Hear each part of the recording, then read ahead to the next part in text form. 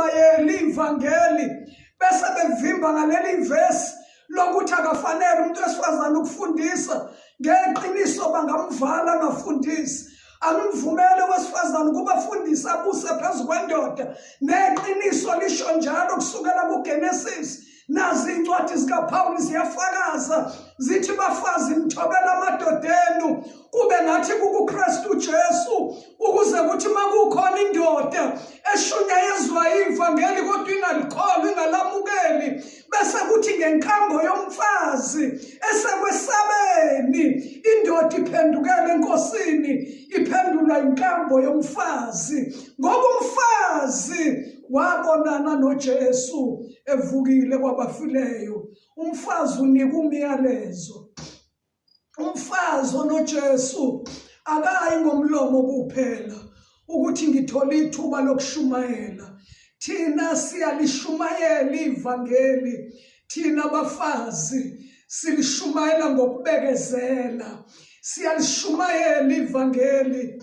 Silishumayele ngokuma singadayisi ngeqiniso. Siyalishumayela ivangeli naphakathi kwezindlu esihlala kuzo. Uhlala nezingane ongayizali, uhlala nezingane oyizalayo. Athi uDavide kumahubo 101 verse number 2 wakhona athi mina umuntu wesifazane owabonana noJesu evukile kwabafile ngizoqaphela indlela engenalo icala, ngizohamba endlini yami ngenhliziyo engenalo icala. Noma ungawuvala umlomo womuntu wesifazane owabonana noJesu, izenzo ezikhiqizayo ziyashumayela ngoba wahlangana noJesu wathunywa. Abanye abantu bathi ngiyalindela ngibiziwe, ngilindela umkhosi wePhasika. Ngomkhosi wePhasika ngizobe ngigcotshwa kubekwe izandla amadoda engahlukanisela umsebenzi kaNkulunkulu. Ngicela ukusho ukuthi abantu besifazane ngesikhathi esifana nalesi emhlabeni bheka-ke iPhasika lihlangananga. Awekho amadoda azokubeka izandla kugcobe akwahlukanisele kodwa ukuvuka kukaKristu uJesu kwabafileyo umuntu wesifazane wanikeza umyalo wathiwa akahambe ashumayele ivangeli kukho konke okudaliwe. Ngiyawakhumbula amakhosikazi la eBhayibhelini anamagalelo namaqhaza awawabamba Eva. Noma kuduma ngokuthi uEva walalela inyoka, uEva wayilalela inyoka kwangena isono ukuze kuzale uJesu, ukuze kubethele uJesu, ukuze kube khona ukusindiswa nokubhubha. Walibamba lelo qhaza uEva. Ukhona amakhosikazi afana noDibora. Siyawazi bazalwane abantu besifazana ababehlala phansi kwezihlahla kuyiyona nkantolo yabo bekhansela abantu bebanika iyalo.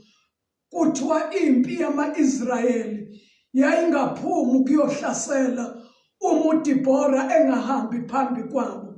Bantu besifazane ngiyancenga ngeinsuku zokugcina kuningi ukuthengisa ngeqiniso okwenzekayo kodwa besifazane bambona uJesu, bambona mbamba. Ngiyabaluleka ukuthi bamemezele indaba yokusindiswa, indaba yokubuya kukaJesu, indaba yokuthi uvukile kwabafileyo. Ngiyawakhumbula amakhosikazi anjengoRuth ababambana bamaqhaza amangalisayo. Ngiyawakhumbula amakhosikazi anjengoEsther abashintsha abasindisa isizwe sabaJuda sibhubha kodwa inkosikazi uEsther yabamba umlindo nje ka3 days namantombazane ayo kwashintsha izinto. Obekungenhla kwaya ngezansi, obekungezansi kwabheka phezulu. Kwathi umkhwelo uHamani ayewulungisile ewulungisela uMerodekhayi wagaxa yena ngoba njalo mawumbela umuntu umgodi ngokweBhayibheli uwena ongena kuwo. Ngiyamemezela ngikuJesu ekuseni ngosuku lokuvuka umuntu ojwayele ukumba imgodi ukuthi kube khona abaphosekayo kubo. Ungabe umuntu ojwayele ukwenza iphambano la kuzolengiswa khona abanye abantu. Yiba nemvelo kaJesu ngoba isiphambano osibethelela abanye ngeqiniso sizolenga wena. Umgodi ongibela abanye abantu ukuthi baphoseke kuwo ngokweBhayibheli wena ozogqitshwa kuloyo mgodi. Ngiyamemezela mesabela uNkulunkulu ngosuku lokuvuka kukaJesu Kristu kwabafileyo.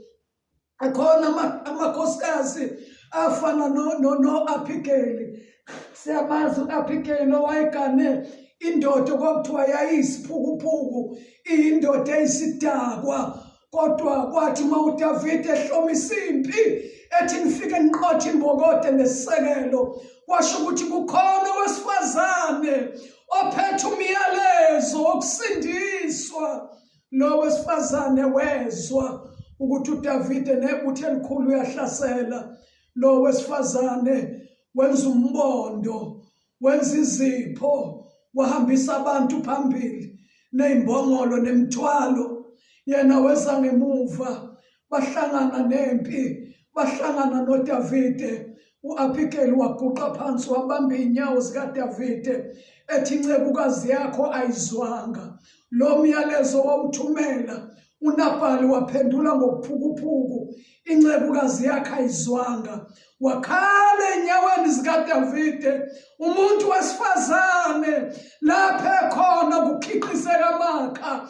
Wathandaza wathi kuDavide, uma namhlanje ungawubhubhisanga umuzi kaNabhali, nawe kuyothi ngosuku oyohlaselwa ngalo uJehova Sabaothi umphefumulo wakho kube usongile emshuqulwini wabaphilayo, ungafi nawe Davide uma uhlaselwa izitha zakho. Ngiyaqinisa bazalwane, sengiya ngasekugcineni. uJesu uvukile kwabafileyo. Ake kube khona ushintsho kubantu besifazane.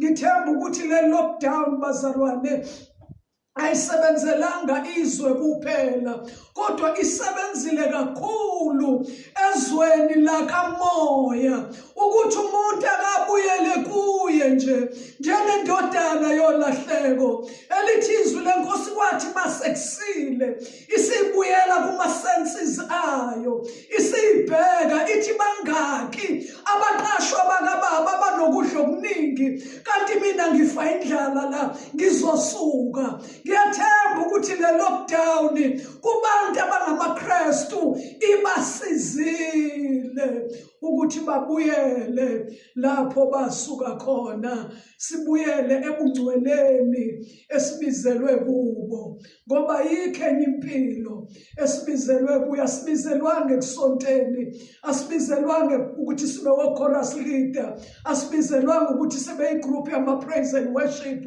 asibizelwange ey'ntweni esibhizi ngazo, sibizelwe ekutheni sibe ngcwele. Uvukile uJesu kwabafileyo. Umyalezo walolu suku lwanamhlanje uvukile. Thanda ekugcineni, sesiya ngasekugcineni, kukhona le ndaba engifisa siyiqaphele. Njengoba uJesu evukile, iBhayibheli lithi abapristi nabaFarisi baya kuPilato becela ukuthi kugcinwe ithuba. Inhloso yabo ukuthi babone njengoba sengichazile, kodwa ngifisa ukuchaza le ndaba sengivala ukuthi mabethola ukuthi uJesu uvuke ngempela, kuyafakazwa manje emhlabeni noma zazingakabikho lezinto zama-social media, babengakabibikho cellphone labo sekusetshenzwa ngabo, bengakabikho Facebook no WhatsApp, kodwa yayisihambile indaba eshoyo ukuthi ithuna likaJesu li-empty, uJesu uvukile. Laba bantu ababembulele ngonya bewu-anti Jesu, bemele bamelene naye banika laba balindi imali, lithi iBhayibheli eningi, bethi akudayiswe ngeqiniso elithi uvukile uJesu kwabafileyo. Laba balindi kwathiwa abafakazi into ephambene, bathi sithe silele ebusuku kwafika abafundi bakhe bamtshontsha, kwasekuseni ithuna selivulekile, kuthiwa banikezwa imali eningi. Njalo bazalwane, makunyathelwa indaba kaJesu icinywa ngemali. Abantu abashintsha ivangeli kulesi sikhathi, abantu abafumbathiswa imali, abantu abadayise ngeqiniso lezwi, abantu abanikezwe imali. uJesu eqale eyobanjwa wanikeza uJudas Iscariot imali. uJesu mayisevukile kwabafileyo kwadinga kukhokhwa imali, baze bathi lezikhulu uma igcina itholakala le ndaba ukuthi uJesu uvuke ngempela, nina senifakaza amanga, ningakhathazeki, thina siyobhekana nalelo cala. Kodwa babanika imali eningi. Ngithi ekuseni sengivala, maKristu, thengani iqiniso, ningadayisi ngalo. Indaba yomuntu wesifazane novuko iyatholakala, uzuyofika encwadini yesambulo, ngeke ngisangena kuyo. Indaba yowesifazane okuthiwa wayekhulelwe ekhala, uDraco emlandela. Injongo kaDraco encwadini yesambulo kwakukuba amshwabatele umntwana. Siyayazi indaba ukuthi owesifazane elokhu elandelwa uDraco wanikwa amaphiko, wandiza. uDraco wanxapha, ngemuva wakhwifa amathe elithi iBhayibheli aba amadama amanzi. Kodwa umhlaba wamsiza owesifazane, wavuleka wawaphuza lamanzi umhlaba, awangamminzisi owesifazane. Lithi izwi leNkosi, uDraco, nanamhlanje ngiyamemezela ngithi uDraco, inyoka endala, umhlebi noSathane, uyalilandela ibandla. Yinye into afuna ukusiphuca yona, ufuna ukukhipha uJesu afake imfundiso ephambene ethi akavukanga kwabafileyo. Bese lithi iBhayibheli wajokola ke uDraco mayibona ukuthi owesifazane unikwa amaphiko okundiza, wajokola, kodwa akangafulathela. Wahamba weza la emhlabeni, wazokulwa nenzalo yowesifazane. Bonke abagcina ubufakazi bukaKristu Jesu ezimpilweni zabo, uDraco nanamhlanje usamelene nabo. Into ayifunayo uDraco ukushwabadela umntwana, ukuthi ube nesiqiniseko ukuthi ulala uJesu ephumile phakathi kwakho. Siyathandaza manje izwi leNkosi encwadini kaTimoteyu wesibili, isahluko sesithathu, uvesi number 5, lithi kukhona abantu ababukeka benesimo sokwesaba uNkulunkulu, kodwa amandla akhe bayawaphika. Lithi-ke izwi leNkosi labo-ke wobagwema. Baningi abantu ey'nsukwini zokugcina sekuzokhala icilongo, abanesimo sokumesaba uNkulunkulu mawubabuka, i-appearance yabo babonakala sengathi bayamesaba uNkulunkulu, kodwa amandla akhe bayawaphika. Izwi lenkosi lithi ke labo ke obagwema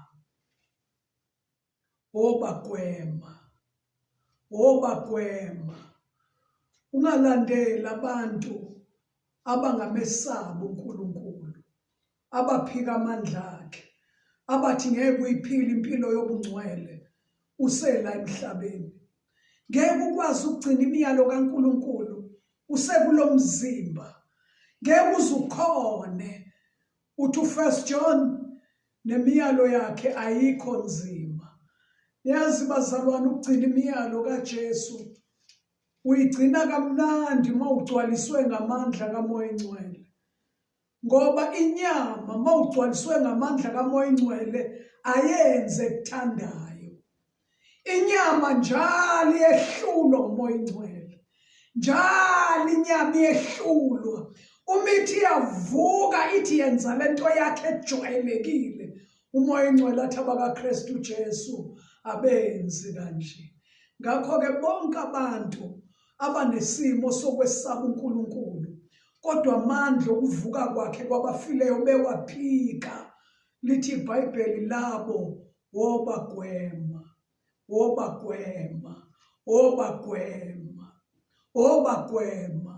Kukhona abantu nakule insuku abanganakho ngempela ukukholwa ukuthi uJesu uyakwazi ukondla umuntu, uJesu uyakwazi ukwembathisa umuntu, uJesu uyakwazi ukunika umuntu idingo, uJesu uyakufundisela izingane, uJesu uyakwakhela ishelter. Ngikhuluma nje ngezinto nje zala emhlabeni ezimaterial eyisalayo ongahambi nanokukodwa kwazo. Njalo uma inkosi izenza lezi zinto bathi uthi uJesu yedwa nje, ayikho into owenza ngayo.